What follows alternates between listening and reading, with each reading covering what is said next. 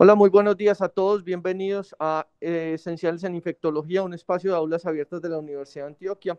El día de hoy nos acompaña la doctora Jimena Betancourt y la doctora María Alejandra Vélez. Ellos son del Servicio de Psiquiatría de la Clínica CES y hoy vamos a discutir un tema muy importante que tiene que ver con los trastornos de personalidad en los pacientes con VIH. Un tema que es fundamental para todas las personas que tenemos que algún tipo de relación con los pacientes con VIH, tanto como cuidadores como también como médicos tratantes y médicos adjuntos en el manejo de todos estos pacientes, puesto que la relación médico-paciente con estas personas en particular alguna vez llega a ser difícil debido a sus rasgos de personalidad que los hacen diferentes de otros pacientes con otras comorbilidades y cómo esto puede influir directamente en la forma como nos relacionamos con ellos y cómo se relacionan ellos con el tratamiento y con las diferentes enfermedades que presentan. En tal sentido, entonces, los dejo con la doctora Juliana, para que vamos a discutir este tema tan interesante y hacer algunas precisiones a través de lo que son los trastornos de personalidad en los pacientes con VIH. Bienvenidos. Buenos días, mi nombre es Jimena Betancourt, así como dijo el doctor. Yo soy residente de primer año de la Universidad CES y pues vamos entonces a empezar con este tema.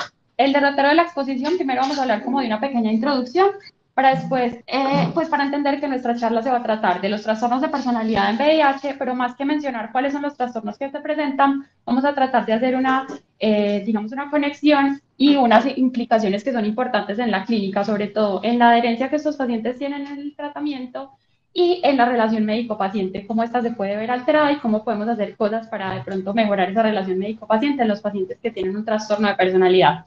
Luego vamos a pasar a hablar específicamente de la adherencia como un fenómeno multifactorial. Luego vamos a hablar de qué es la personalidad, qué trastornos se presentan en el VIH y por qué se presentan estos trastornos, las implicaciones que tienen la relación médico-paciente y por último, digamos que una aproximación a qué podemos hacer nosotros desde la clínica para evitar que haya pues como consecuencias o que tengamos problemas en la relación médico-paciente con estas personas. Entonces, pues tenemos que entender que más allá del virus, en algunas partes nos refieren que el VIH se ha comportado como un fenómeno sociocultural y que lo que normalmente o lo que se ha buscado hacer con esta enfermedad o con los tratamientos que diseñamos para esta enfermedad es encontrar una forma en la que podamos aumentar la calidad de vida de los pacientes, aumentar los años de vida y prevenir la progresión de esta enfermedad, ¿cierto? Esto generalmente se ha usado el tratamiento combinado para desarrollar pues como estas metas de tratamiento. Sin embargo, pues para que estas metas se den en cuanto a un tratamiento, debemos entender que el paciente debe adherirse a este tratamiento. Y vamos a encontrar que la mala adherencia en estos pacientes es importante, ¿cierto?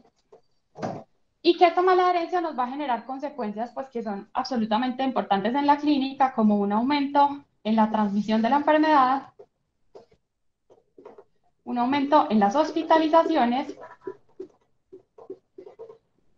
un aumento en las infecciones oportunistas y obviamente puede tener fenómenos pues, de resistencia en estos tratamientos cuando se presenta una mala adherencia.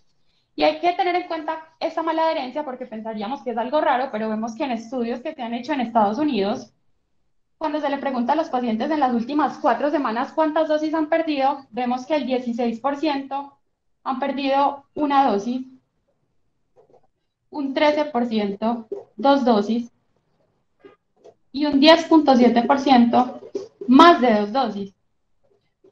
Eso entonces, sobre todo este porcentaje que pues no es nada bajo, va a tener consecuencias como un aumento de la mortalidad. Y además de entender lo importante de la mala adherencia, también tenemos que conocer que en el VIH hay mucha asociación con enfermedad mental. Y dentro de esta enfermedad mental vamos a entender que están los trastornos de la personalidad, que digamos que es algo que se ha estudiado poco y que los estudios son pequeños, pero que es muy importante reconocer y tener en cuenta para el manejo de estos pacientes.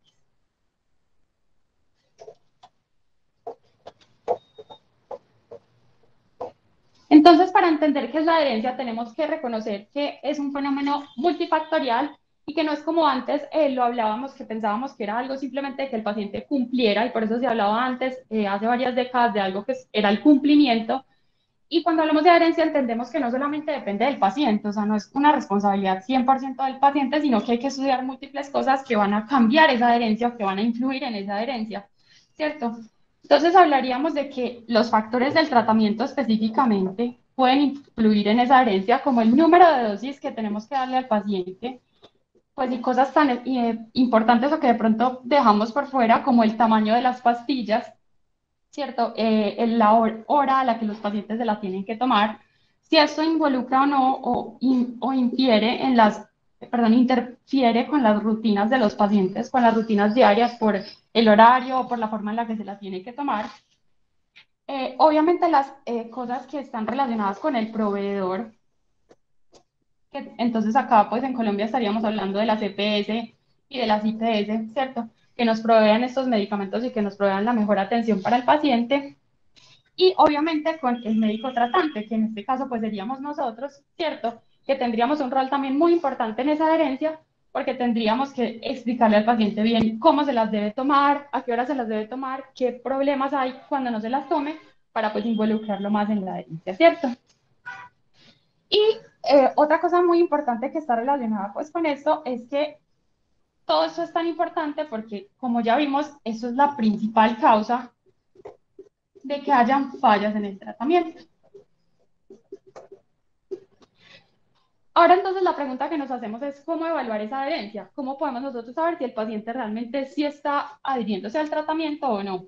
Y realmente lo que cuando uno lee pues de adherencia no se encuentra que hay un gol de estándar, pero sí encontramos que lo que la mayoría de las veces hacemos son cosas de autoevaluación, es decir, le preguntamos al paciente si realmente se está tomando el tratamiento, si no, y si no lo está tomando, ¿por qué? Pues, o qué es lo que está implicando que no se lo tomen. Sin embargo, aquí hay que tener en cuenta que los pacientes pueden tener vergüenza por no tomarse el tratamiento, en algunos casos, pues como ganancias secundarias al no tomarse el tratamiento, o por ejemplo en los trastornos de personalidad, donde puede ser difícil entablar una relación médico-paciente adecuada para que el paciente nos cuente si está adhiriéndose o no. Entonces se han diseñado, digamos que múltiples cosas para mejorar esta como lectura o saber si el paciente realmente se está adhiriendo. Entonces vemos que hay un monitoreo electrónico en el que los pacientes, cada vez que abren el medicamento, pues se guarda la hora en la que el paciente guardó, abrió ese medicamento. Lo otro sería eh, los niveles en sangre, que digamos que pueden estar disponibles para algunos medicamentos, pero que no es algo que está disponible para todos los medicamentos. Y lo otro sería medir el refill de los medicamentos. Esto generalmente cuando estos vienen en un tarrito y los pacientes deben ir a la farmacia que los rellenen. En nuestro caso, pues sería tener la fórmula de los medicamentos, que muchas veces la farmacia nos avisa qué fecha el paciente reclamó el medicamento o ponen unos chulitos para saber si reclamó todos los meses en los que debía reclamar este medicamento. ¿Cierto? Hay algunas situaciones que se asocian con la falta de adherencia. Estos, pues, digamos que tienen muchísimas causas, entre ellas estaría, pues, primero el olvido, o sea, el paciente se le olvida tomar el medicamento y por eso no lo toma. Lo otro serían las relaciones, pues, lo que se relaciona con el contexto social. Lo otro sería lo que les había contado ahorita, de si esto altera las rutinas diarias de los pacientes y por esto no se lo tomen. Los efectos adversos, que digamos que es algo muy importante y cosas en las que podríamos impactar nosotros como médicos. Lo otro serían las barreras. Y acá encontramos no solamente las barreras específicamente económicas, que digamos que obviamente son muy importantes y que generalmente en nuestro medio no se va a presentar el caso de que el paciente no tenga plata para comprar el medicamento, sino que se presentan unas barreras, por ejemplo, económicas para ir a reclamar los medicamentos al lugar donde los tiene que reclamar o pues situaciones similares o relacionadas con la parte económica. Y las barreras prácticas, entonces acá estaríamos relacionando tanto la parte médica, que el médico pues le envíe el tratamiento que el paciente necesite, la parte administrativa, que es muy importante pues para que se acepten todas estas peticiones que el paciente dé y que todo esto se dé en un tiempo que sea adecuado para que el paciente pueda continuar pues como con el tratamiento. Y digamos que lo más importante para nuestra charla sería el tratamiento o el manejo de las concomitancias, específicamente de las concomitancias psiquiátricas, ¿cierto? Al tratar pues estas concomitancias o al involucrarnos con el manejo de estas, podríamos impactar entonces en la adherencia.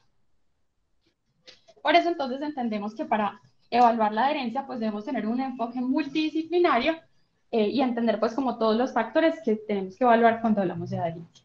Entonces ya entendiendo qué es la adherencia como algo multifactorial, vamos a pasar a hablar de qué es la personalidad. Entonces, para hablar de trastornos de personalidad, pues primero tenemos que saber qué es la personalidad. Y la personalidad es un patrón de experiencias,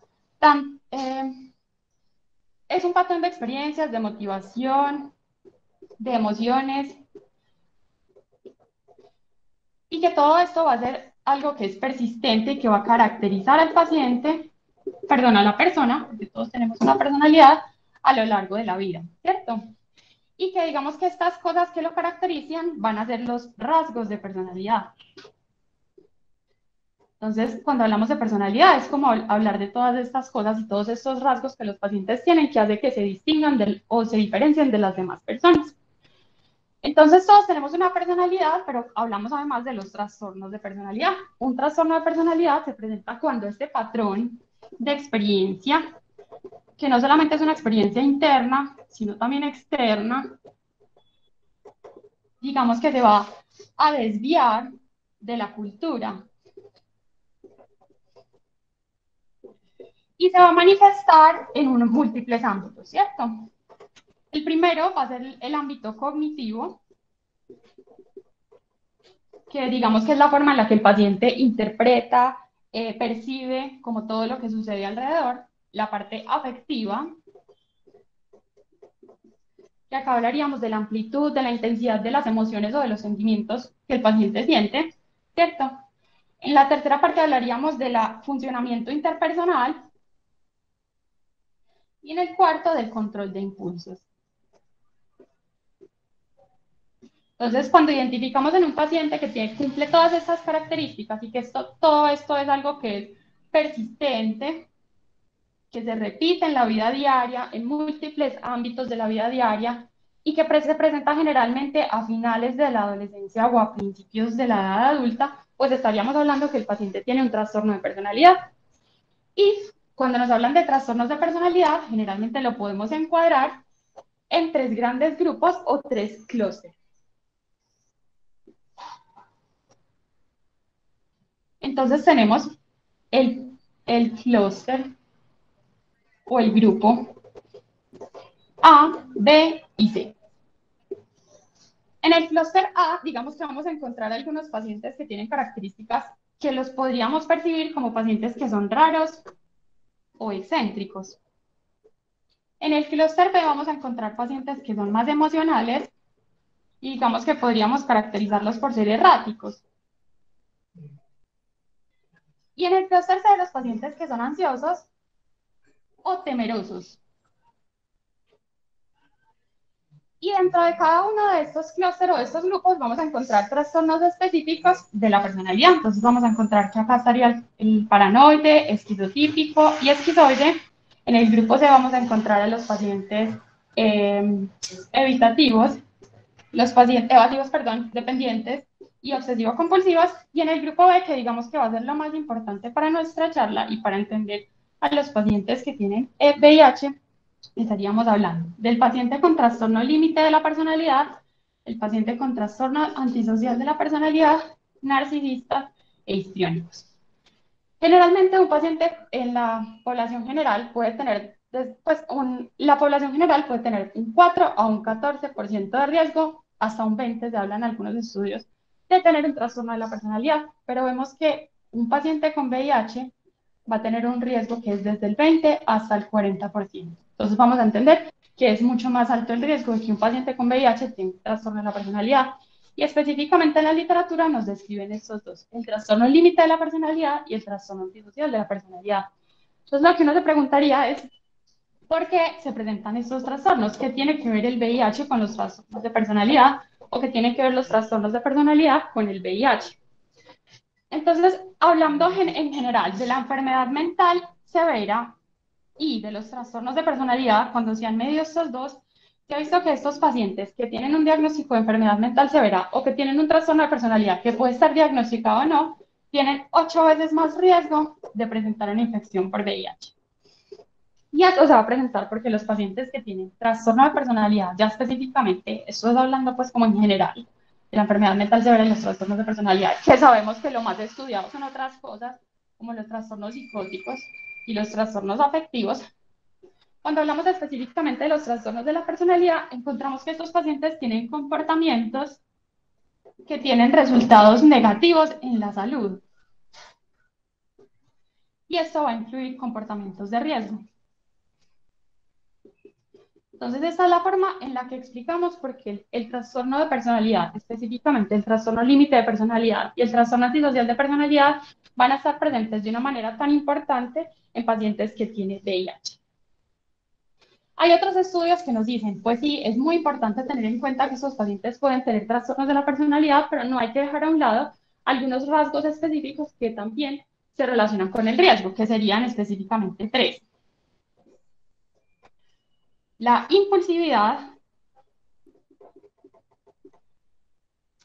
la disregulación emocional o desregulación emocional y la indiferencia interpersonal.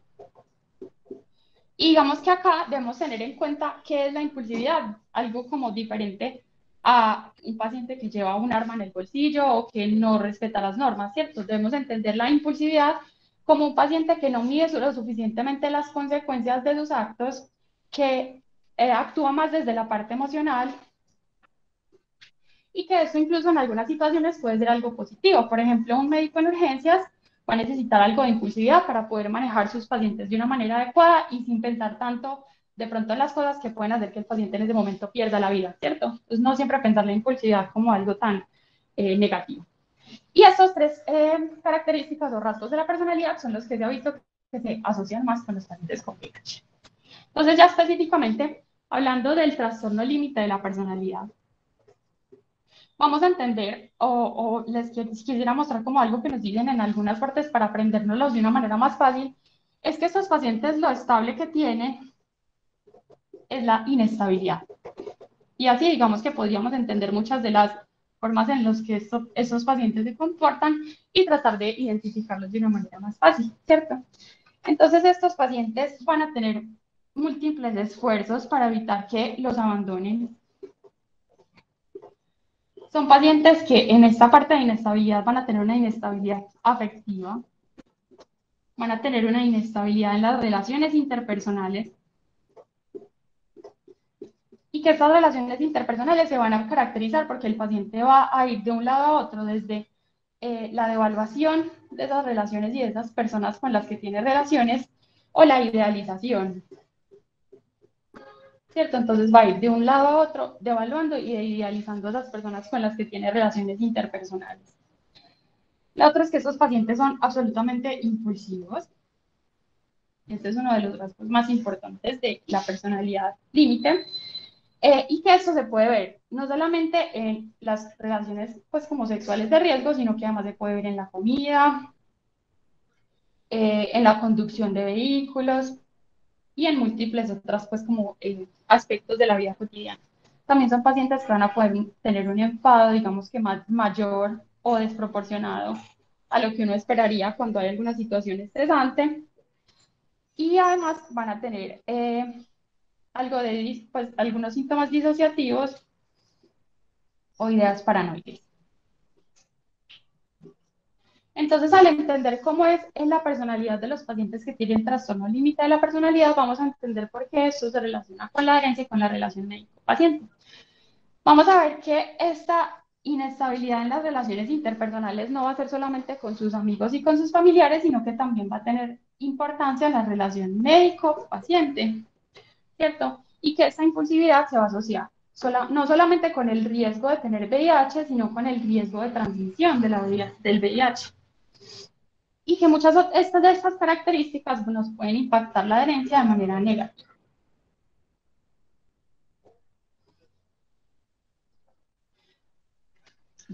Entonces, esto para el trastorno límite de la personalidad. Ahora vamos a hablar un poco de qué es el trastorno de personalidad antisocial.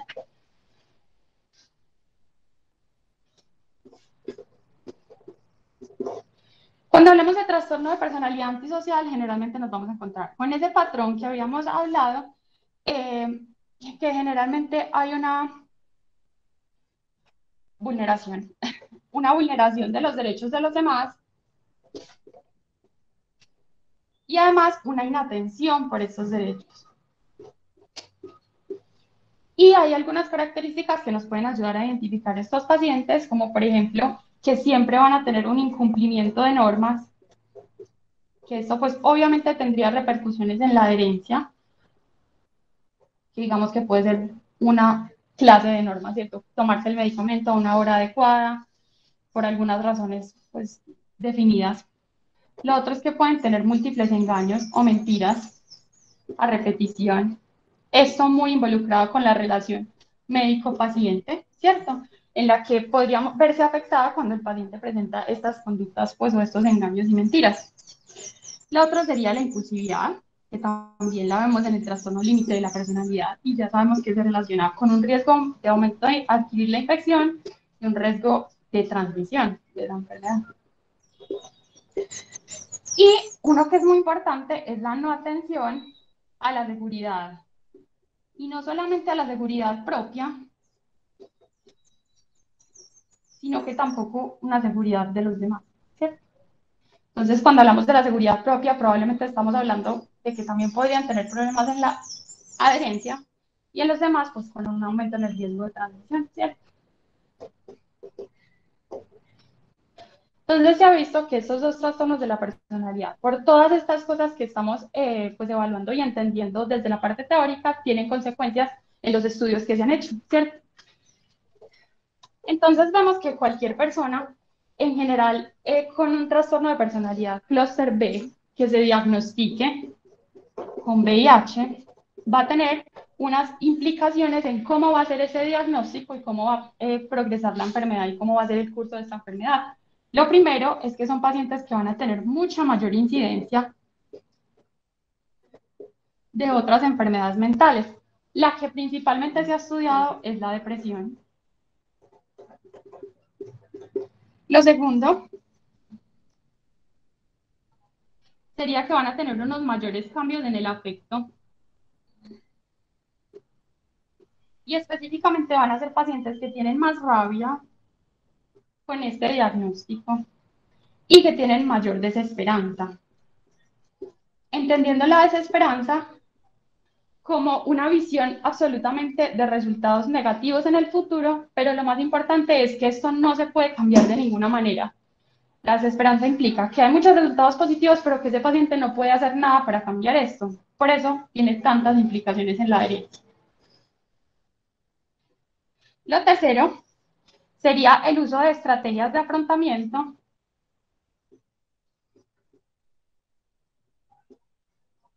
que, digamos, podrían ser problemáticas en algunos casos. Por ejemplo, la negación, en el que el paciente simplemente va a decir, no, realmente, pues yo no tengo esta enfermedad, esto es algo que es imposible, esto no ha pasado y no pasará nunca.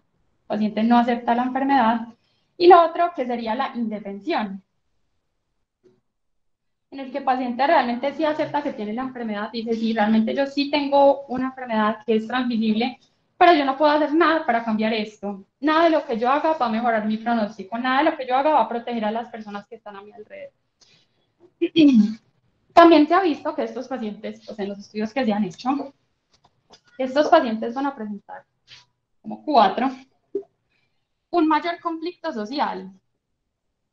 Y esto con muchas implicaciones en la red de apoyo, que ya vimos que la red de apoyo o la parte del contexto social también es muy importante en la adherencia. También van a tener un mayor riesgo de tener un trastorno por uso de sustancias. Y se ha visto que hasta un 50% de los pacientes que tienen un trastorno de la personalidad con VIH también van a presentar un trastorno por uso de sustancias, afectando así la adherencia. Y por último, encontramos que estos pacientes, pues encontramos, no, en los estudios ya he encontrado que estos pacientes que tienen un trastorno de la personalidad y que además tienen VIH pueden tener algunos rasgos o algunas, digamos, unos comportamientos que hacen que se sabotee un sabotaje de ese tratamiento. O sea que digamos que es algo pues estudiado explícitamente.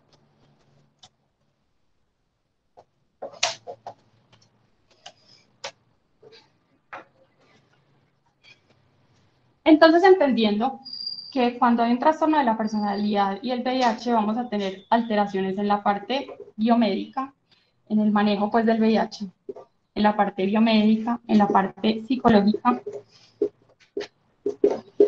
y en la parte interpersonal. Y por eso es que hay tantas cosas que nos incluyen en la herencia, en el curso y en el pronóstico de estos pacientes.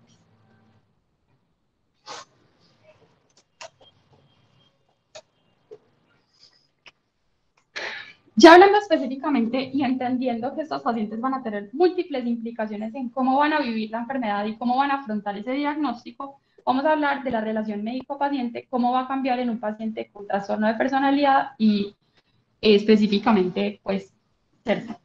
Entonces, un paciente con trastorno de personalidad, así como dijimos, va a poder tener problemas en las relaciones interpersonales y por eso puede tener problemas en la relación.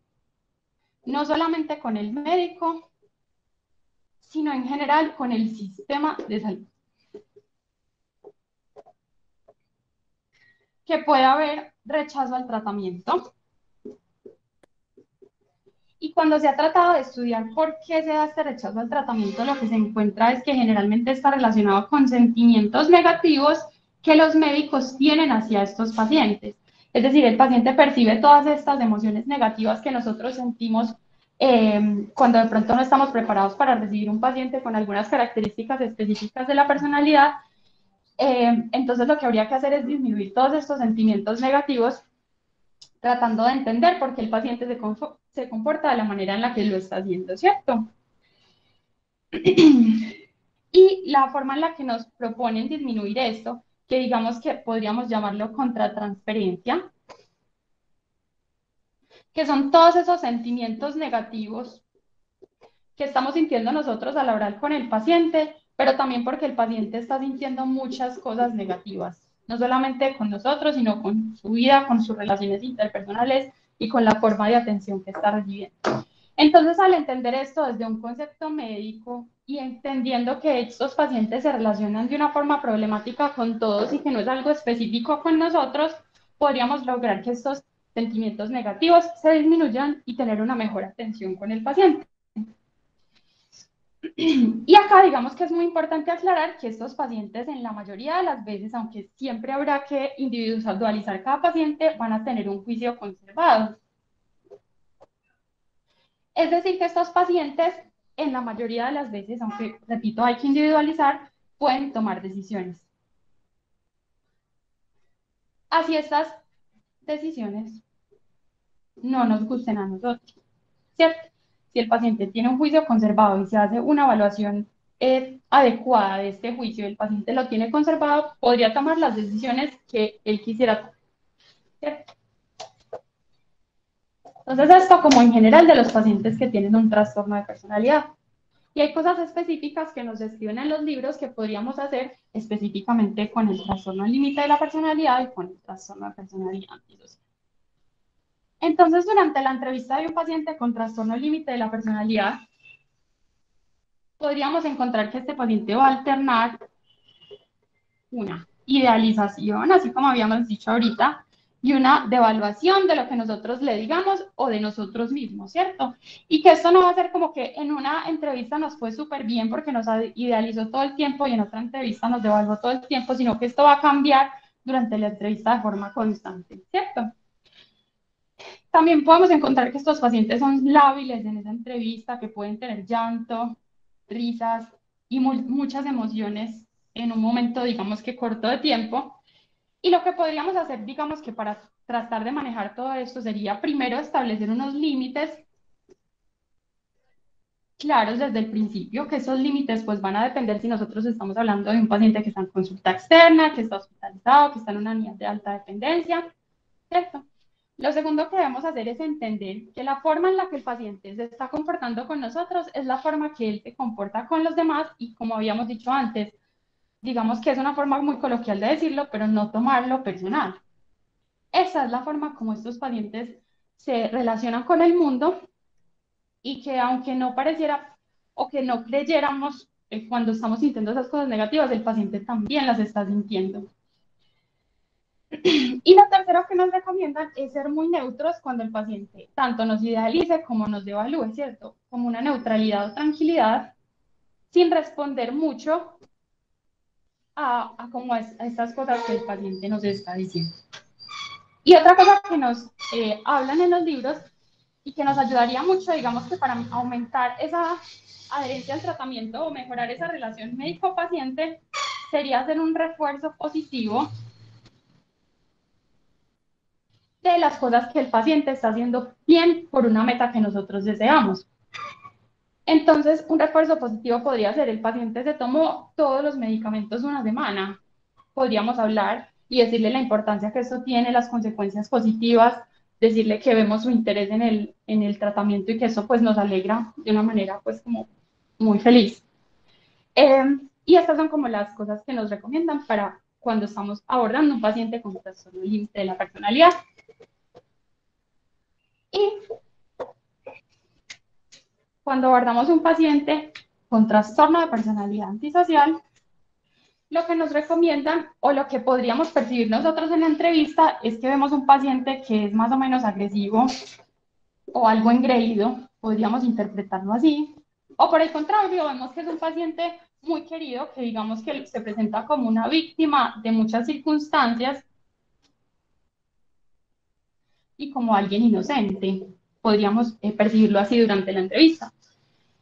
Y se podría presentar como dos tipos de entrevista en general, ¿cierto? Una entrevista que digamos que nosotros estaríamos felices porque vemos que el paciente es amigable, que el paciente nos responde muchas cosas cuando preguntamos solamente una cosa. Y acá nos tenemos que ver si lo que está pasando es que el paciente está conduciendo la entrevista y no nos está dando los datos que nosotros necesitamos para que tener una mejor atención del paciente y poder ver qué es lo que tiene o cómo le podemos ayudar. Y el segundo es que realmente el paciente pues no colabora con la entrevista. Si vemos que el paciente está conduciendo la entrevista, aunque sintamos que pues hay una empatía, que el paciente nos está contando muchas cosas, lo que debemos hacer es cerrar un poco las preguntas. ¿Sí? Cerrar un poco las preguntas. Entonces, lo que hacemos es preguntar por cosas más específicas, preguntas que sean de sí o de no, o de respuestas, digamos, que son más concretas o que están dentro de unos límites claros. Lo otro que podríamos hacer es tener una entrevista más estructurada y conocer específicamente, si es posible desde antes, qué es lo que necesitamos con claridad preguntar en este paciente para el plan que sea que tengamos que tener, un tratamiento, un diagnóstico, terapia, lo que sea, ¿cierto? Eso cuando el paciente conduce la entrevista.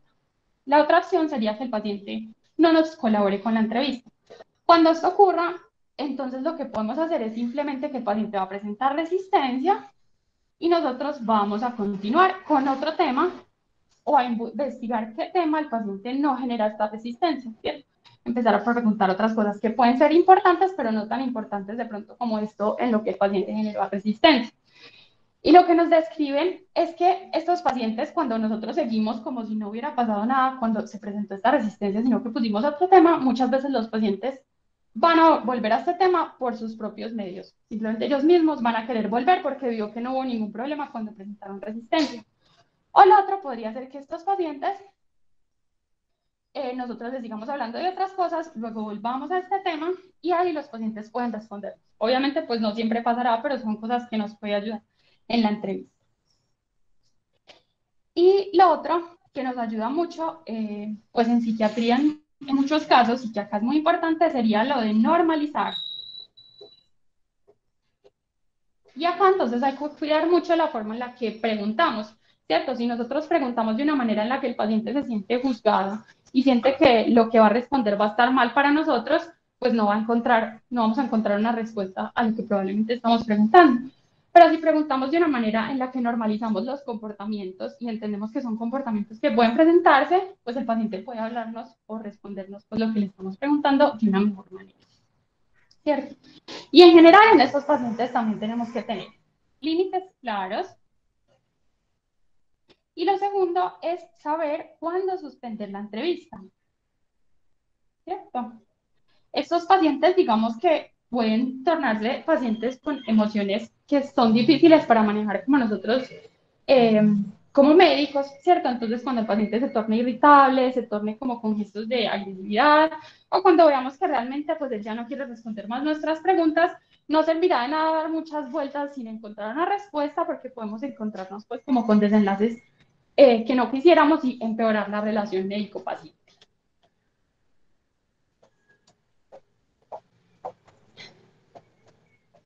Entonces, después de entender la importancia que tienen los trastornos de personalidad en el VIH, por qué se presenta, esto por qué es tan importante en la adherencia y pues en las implicaciones de la relación médico-paciente, pues las preguntas que nos haríamos sería, ¿qué podemos hacer por estos pacientes? Entonces, pues además de lo que ya les dije pues en la entrevista y como en la manera de acercarnos, hay algunas estrategias que nosotros podríamos usar con estos pacientes. Pues primero, si tenemos la oportunidad de enviarlo a tratamiento con psiquiatría, y el paciente lo acepta, pues sería, digamos que algo ideal. En psiquiatría generalmente lo que se hace es remitir algunas terapias como la terapia cognitivo-comportamental, el DBT, algunas terapias alternas como serían el mindfulness. En algunas ocasiones podríamos con algunos medicamentos, digamos que disminuir algunos de los síntomas que son molestos para el paciente, ¿cierto? Pero esto no como la piedra angular del tratamiento. Y lo otro es que nosotros, pues cuando lo estamos viendo no desde la parte de psiquiatría, sino desde la parte de un tratante, podríamos enseñarle al paciente algunas estrategias para no responder, digamos, de una forma tan rápida o de no sentir esas emociones y ahí mismo actuar, sino de buscar que haya un tiempo en el que esos pacientes puedan reflexionar sobre los actos. Podríamos, por ejemplo, enseñarle alguna forma de mindfulness o después de que ocurra, digamos que una explosión del paciente que puede ocurrir comúnmente en los servicios de hospitalización o de consulta externa, reflexionar con el paciente qué fue lo que sucedió, qué fue todo lo que llevó a que ese paciente presentara, digamos que esa explosión o esas emociones negativas que se presentó, y si esto tuvo consecuencias positivas o consecuencias negativas para el paciente. Entonces, digamos que esto pues sería alguna forma, como una aproximación que podríamos tener a los pacientes y espero pues que hayan entendido. Quedo atenta si alguno tiene alguna duda o alguna pregunta. Muy bien, gracias a todos ustedes por su participación. Gracias a la doctora Betancourt por habernos desglosado este tema tan complejo que tiene tantas aristas y sobre todo que los clínicos, no psiquiatras, no psicólogos, que no manejamos muchos de estos términos, que no manejamos mucha de la psicopatología asociada al diagnóstico de VIH, pues es fundamental entender estos aspectos para poder solucionarlos. A continuación los dejo con la doctora María Alejandra Vélez, quien es la docente del servicio de psiquiatría, a quien le vamos a dirigir algunas de las preguntas que nos llegaron al chat para que le demos solución a las mismas. Bueno, buenos días para todos. Primero tomarme unos segundos para felicitar a la doctora Jimena porque hizo una aproximación muy clara del tema que es complejo y quisiera aprovechar, antes de responder unas preguntas, volver a hacer énfasis en cuáles eran los motivos de la charla, porque más allá de hablar hoy específicamente de efectos adversos de un medicamento, de enfermedades mentales asociadas al VIH, era básicamente describir por qué ciertos rasgos de personalidad hacen que el tratamiento y la adherencia de los pacientes que tienen VIH sea complejo, no solo para ellos, sino para nosotros como médicos cuando nos enfrentamos a ellos. Entonces, quiero hacer esta diferencia que también se hizo en un momento de la charla. Es diferente cuando hablamos de los rasgos de personalidad y los tratamos de juntar en tres grupos, como en el clúster A, clúster B, clúster C, como muy bien lo explicó la doctora Jimena, y es distinto hablar de las enfermedades mentales o de los trastornos neurocognitivos asociados a la enfermedad del VIH como tal. Entonces, la idea de la charla de hoy era describir la personalidad, describir por qué hay rasgos que nos cuestan tanto, como tratantes, como equipo, como médicos, más allá de una enfermedad mental como tal. Los trastornos de personalidad, a pesar de que se describen en el DSM-5, son más que todo tratados por la rama, por psicología, y generalmente psiquiatría tiene muy poco que ofrecer porque lastimosamente no es un manejo psicofarmacológico. Entonces es un manejo en terapia, es un manejo en terapia a largo plazo, donde la que más tiene evidencia es la terapia cognitivo-conductual y no todas las ciudades ni todos los países, según el recurso, tienen esa oportunidad de tener ese tipo de tratamientos. Entonces, cuando hablamos de este tema y hablamos de personalidades muy según el grupo de estudios, me explico. Es muy distinto hablar de los países africanos donde hay niños que nacen con VIH y es un grupo de estudio muy grande que probablemente tiene otros, no se está enfocando como estos que estamos hablando hoy, donde hay trastorno de consumo de sustancias, donde hay disfunción familiar y otros factores que influyen tanto en la personalidad. Entonces, aquí en específico es bueno que lo traigamos como a la realidad de nuestro país, de nuestra ciudad, y saber que la gran mayoría de los pacientes que nosotros atendemos en las clínicas, en hospitalización, no son pacientes como en el África, que nacen ya con el VIH, sino pacientes que lo adquieren y lo adquieren por muchas de sus características de la personalidad muchas veces. No es tan accidental como pareciera ser. Entonces, es creo que es reconfortante para el tratante. Creo que se acabó. Entonces se lo digo a ustedes. Creo que es reconfortante para el tratante cuando uno empieza a conocer porque los pacientes son complejos, porque el que comprende, entiende y sufre menos. Entonces cuando uno comprende la emoción del otro y comprende por qué se comporta de una manera, pues primero se lo toma menos personal y segundo aprende herramientas para buscar lo mejor para el otro.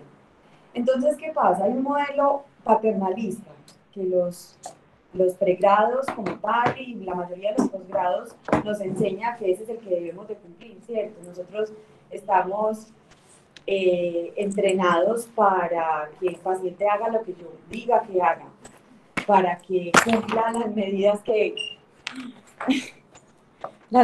yo quiero que cumpla y que el tratamiento se siga como sé que está estipulado que se haga. Pero no nos entrenan para saber qué hacer cuando eso no está pasando, ¿cierto? Cuando yo cumplo el protocolo, cuando yo sigo las instrucciones, cuando yo hago todo el esquema de tratamiento, antibiótico, antirretroviral, etcétera, y eso no pasa. Entonces ahí, ¿qué pasa en el equipo médico? Se cansa, se frustra, sabe que los resultados van a ser contraproducentes tanto a nivel personal como a nivel social, se nos vuelve un problema de salud pública y ahí es donde todas estas emociones empiezan a mover. Entonces, ¿por qué hablar de personalidad diferente a hablar de medicamentos, de efectos adversos, de trastornos neurocognitivos? Es porque la personalidad me ayuda en todo. Comprender la personalidad del otro me va a ayudar en todos los escenarios. Cuando la doctora esboza estos grandes trastornos de personalidad como el trastorno antisocial de la personalidad, el trastorno límite de la personalidad,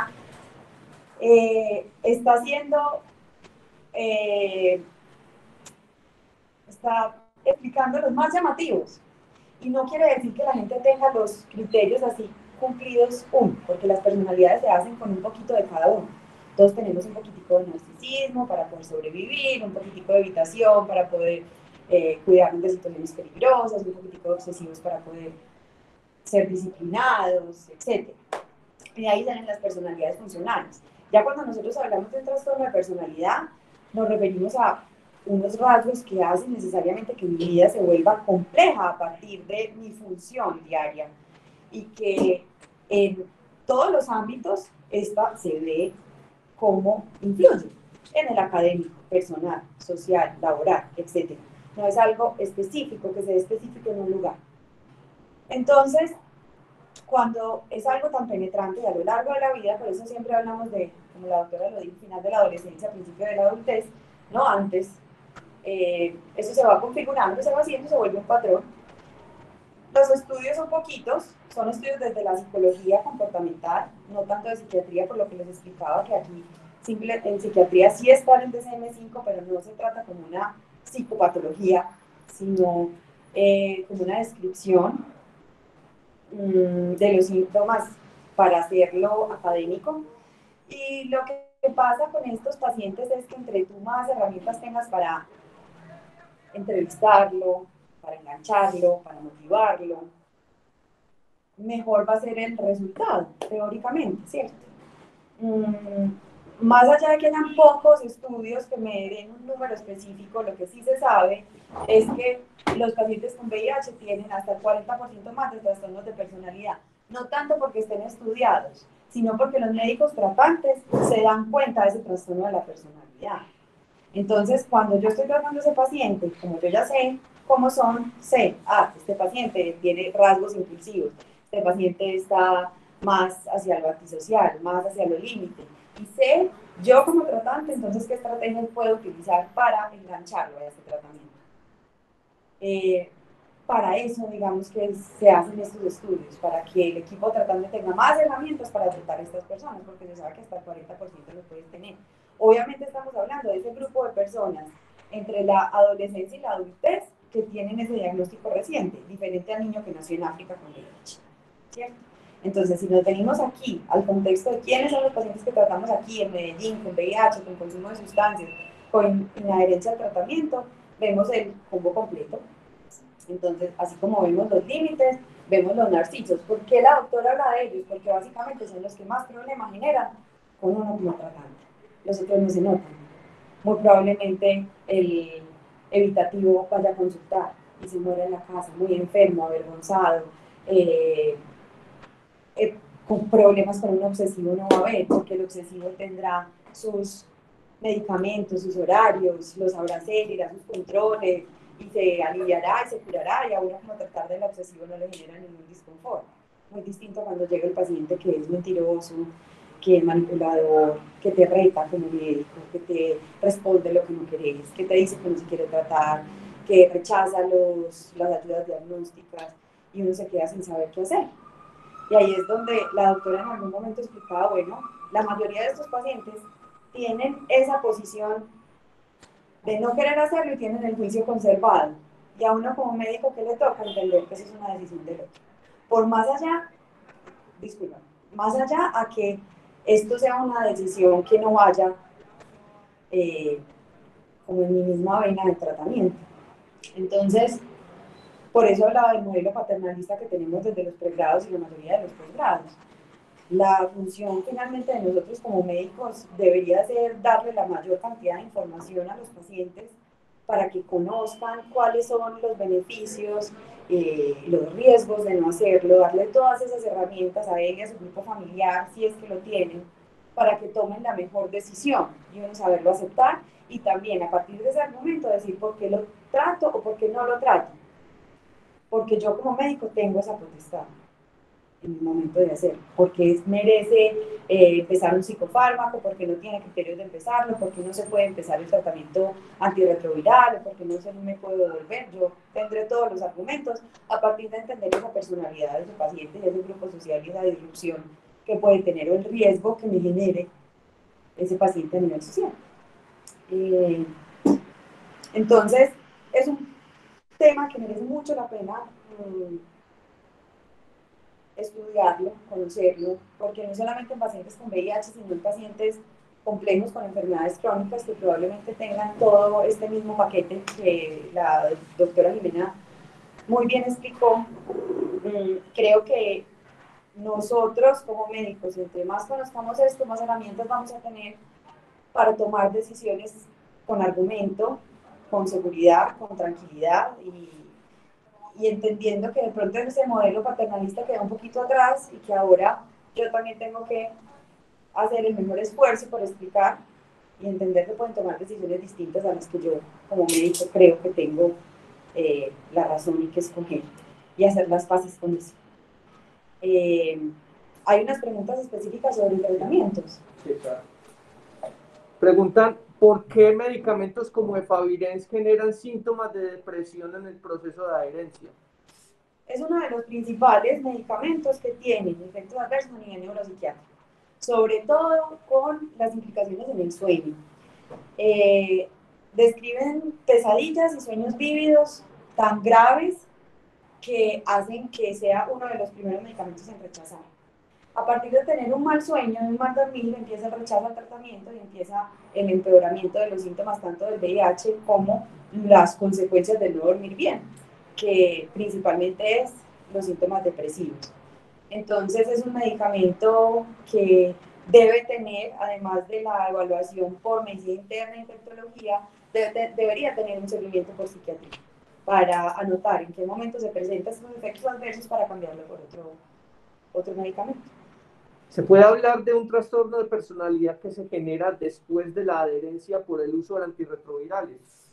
No, los trastornos de personalidad como tal, de hecho son bastante escasos. Un trastorno de la personalidad tal cual que me cumpla todos los criterios es raro, y se generan es por, como la doctora explicaba, es una estructura multifactorial de toda mi parte genética, mi parte ambiental, que finalmente tendrá detonantes y tendrá gatillos a lo largo de la vida que mostrarán momentos de peor regulación emocional, etcétera, pero no que se produzca, porque finalmente la personalidad es algo que tú mismo construyes con lo que eres y con lo que vienes, entonces no es solo consecuencia de una infección. El uso de microdosis de psicotrópicos como psilocibina se podrían considerar como ayudantes en el tratamiento del paciente. ¿Existen experiencias al respecto? Sí, sí existen y está muy de moda, está nuevo, están haciendo todos los estudios, no solamente pacientes con VIH, sino pacientes con depresión y trastornos psicóticos. No solamente este compuesto, sino varios psicodélicos. Pero es muy nuevo y la verdad es que hasta ahora no hay nada todavía aprobado, pero sí están haciendo muchos estudios, para allá apuntan muchos psiquiatras de nueva era. Se han identificado dentro del trastorno de personalidad la necesidad de infectarse por VIH. Lo menciona porque un paciente con trastorno de personalidad no confirmado, pero posible diagnóstico de dicho trastorno y sumado a depresión confirmada, buscó infectarse con VIH. Bueno, pues este es un caso de toda esa conducta errática y desorganizada que pueden tener los pacientes con un trastorno, ya sea límite de la personalidad o un trastorno antisocial de la personalidad. Si tenemos como base que uno no tiene empatía por el otro, que yo estoy partiendo de no sentir el dolo o el pesar, el miedo, la compasión por contagiar al otro y menos por mí, entonces ese caso en específico haría parte de una conducta errática, de esas que implica el daño al otro y el daño a mí mismo que pueden tener un paciente con estos rasgos, claro que sí.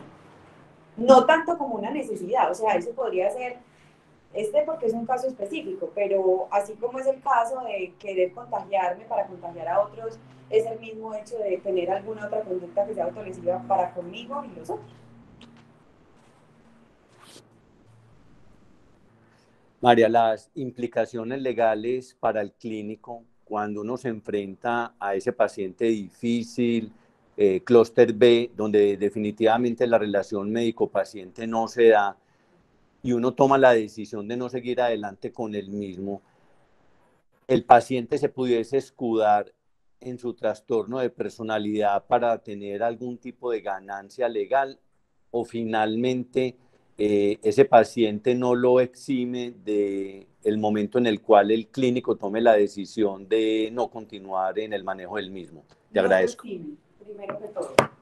Segundo, es raro o diría que sería la gran excepción a que un paciente utilice su trastorno de personalidad como bandera, porque de hecho es uno como médico el que dice estos son los rasgos de personalidad, más no él. O sea, es muy distinto llegar a decir como yo tengo diagnóstico de VIH, tengo este CD4, tengo este tratamiento hace tanto tiempo, a decir no, es que yo soy una narcisa, yo soy un límite.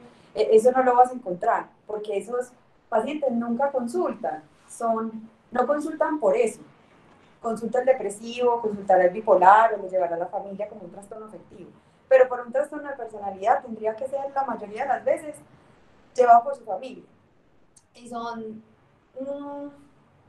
entidades que, como la doctora también lo dijo, carecen de introspección. Entonces, ese caso del paciente que llegue a decir, no, es que yo tengo un trastorno de personalidad disocial, entonces por eso estoy exento de, no está exento de nada. Sí, María, entonces, y porque no se considera una enfermedad. Tener un trastorno de personalidad no es una enfermedad. Se describe como los rasgos que tiene la persona, mas no es una característica, una entidad que le limite tomar sus propias decisiones. Entonces, cuando uno como médico tiene la argumentación clara de por qué se le da o no se le da un tratamiento, por qué es candidato o no es candidato, y todo queda claramente consignado en una historia clínica, donde se explicó a un paciente, familia, red de apoyo, cuáles eran los riesgos, los beneficios, por qué debe seguir cierto manejo y por qué en caso de no cumplir estos ítems contractuales no va a ser seguido por X o Y especialidad. La implicación legal es ninguna. La responsabilidad recaerá sobre esta persona y recaerá sobre su propia muerte, su propio empeoramiento de la enfermedad. Y cuando uno los encuentra es bueno llamar a las EPS, avisarle de auditoría, para que ellos conozcan que es un paciente que crónicamente de manera ambulatoria deben de buscar la estrategia de adherirlo al programa, de evitar que tenga esas conductas de contagio. Entonces se puede uno valer también de herramientas administrativas. Muy bien, muchas gracias a todos ustedes también por haberse quedado hasta el final, por haber compartido este espacio con nosotros, con sus preguntas, con su participación. Los esperamos próximamente en un nuevo Esenciales de Infectología, un espacio de aulas abiertas de la Universidad de Antioquia y nos vemos pronto. Muchas gracias.